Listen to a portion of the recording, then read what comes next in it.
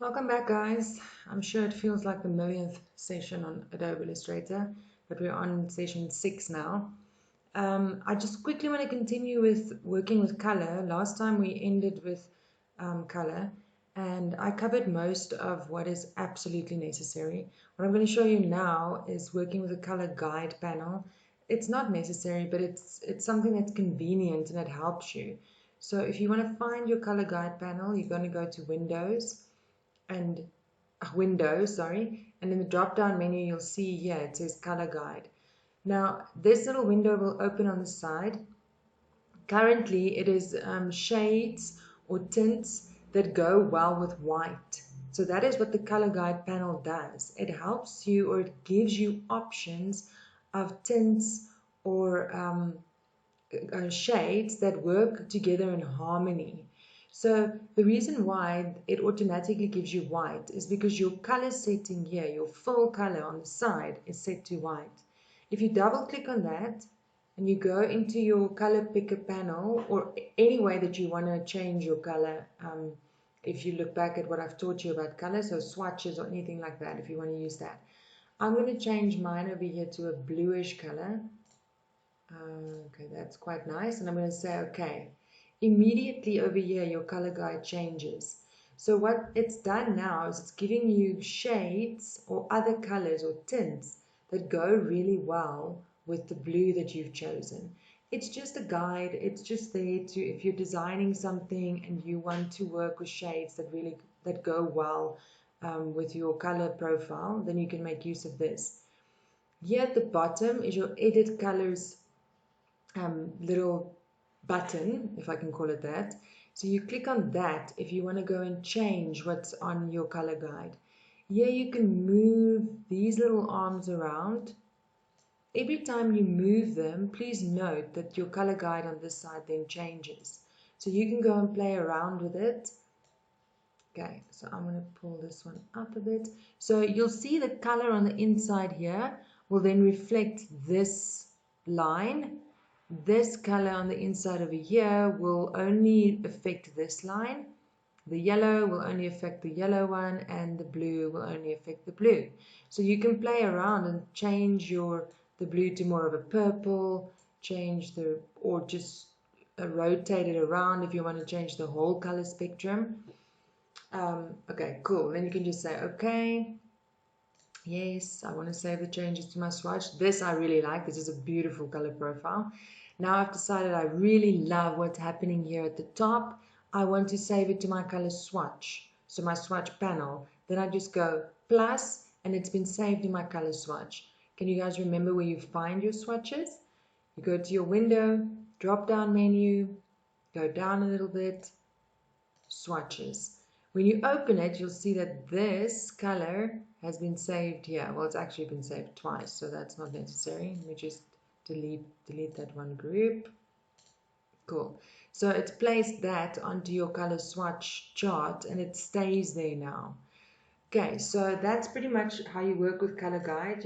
There's a drop down menu as well here on the side of what you're currently working with that will give you lots of options within this color that you're working with. If you want to go for more of a pink purple color scheme, then that's what you can just click on that and it will give you all the varieties within the color guide. Otherwise, if you want to go for a more variety of colors, it will give you this. This is helpful if you're doing a design and you're not sure how to work with color yet. But I normally just work with my color swatches like I've showed you guys, and how to set up a custom color swatch and all of that. Okay, cool. So we can go ahead and close these. I'm just quickly going to create 3 shapes for us because I'm going to show you how to work with gradients now. Actually, just going to copy this one. Just makes it, then they're the same size. Okay, awesome. So once again, you go to your window. In your window drop down, you'll find gradient. That opens a separate, excuse me, a separate window for you on the side. At the moment, your gradient is set here to a normal setting. you can go and click on this bar here at the bottom. Okay, your gradient slider bar, you can click on that. Then it will give you two little circles, so you have two optional colors to work with at the moment. If you double click on this color, it opens your color swatches that you've made for this document already, and you can pick any color out of here. If you want to work with the color that you had in the beginning, you're more than welcome to use the eyedropper and just click on it, and it will pick up that color. So now you're working with this color and with a black. Okay, I'm just going to set up my gradients first before I apply it to my circle. I don't want to work with a black. I want to change that to maybe like a blue. So I'm working with a blue and a purple at the moment. So I've set that up. I'm going to select my shape and just click on the gradient slider, and it automatically applies it to the shape that I've selected. At the moment, I'm on the first gradient, which is called the linear gradient. I can change this to radial or to free form gradient. Before I get there, on linear gradient, if you look at your shape and you like what you see, but you would like to add another shade or another color or another tint to your gradient, that's really easy.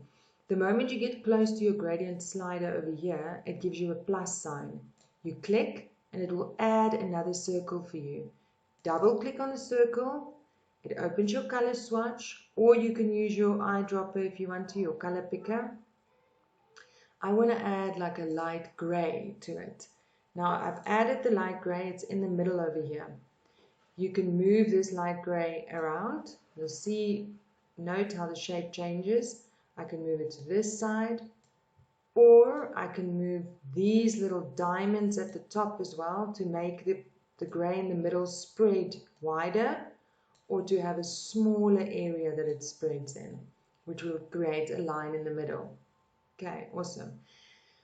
Over here, you've got your reverse gradient. If you click on that, it literally just reverses what's happening on the slider and changes the color to go from blue to purple. Or if you click on it again, it will go from purple to blue. I'm going to click on this shape and I'm going to apply my gradient, but here at the top, I'm going to change it to radial. Be very careful of radial. It can become, I want to say, tacky really quickly.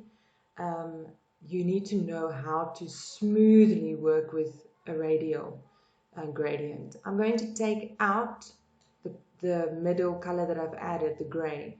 To do that, you click on the little circle and you click on the delete button. Now we've only got the purple and the blue, which is not that bad. You can move the blue in a little bit if you want that spread to be a little bit more. You can move this up a bit if you want it to fade into the purple a little bit more. If I move it all the way in, it's going to create a circle because it's a small space that the purple is covering then. This is all about playing around and figuring out how much of each color you want. You can continue adding colors, as many as you want. I'm just going to add random colors now.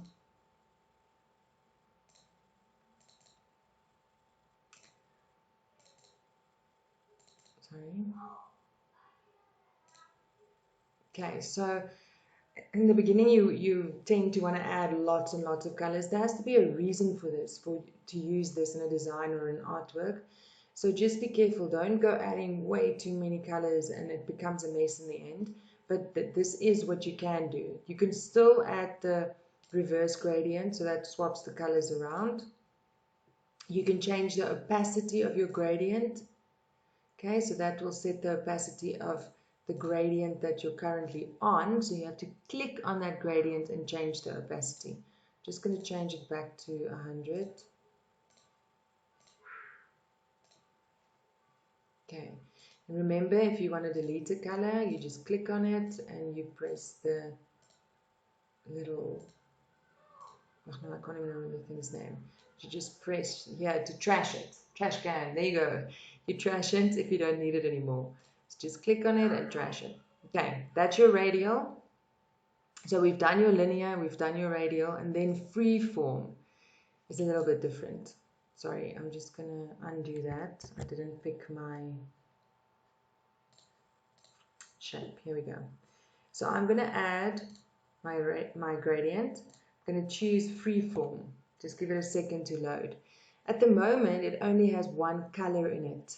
Okay, so you can see if you go onto your shape, you have this little circle over here, which you can move in or out. It's not going to change anything at the moment because you've only chosen one color to create a gradient with, which is not going to work. When you go into your shape, it makes a little circle and a plus. Now I can click away and add as many as I want. This circle over here is activated when it's white. Can you see that? It's got a white circle around it. Then I go here, double click on my full square, and I can go and change the color to whatever I want, a dark purple. So now I've added in this area, I've added a dark purple. You can also click on the, I call it the little ants that run around the shape, the selection. You can click on it and you can make it bigger so it spreads further. I'm going to go and add a couple of colors. So I've activated that circle. I double click here on my square. I'm going to add a blue like that. Just to give you the idea of what you can do, I'm going to add like a bright wacky color as well. So I'm going to go for my yellows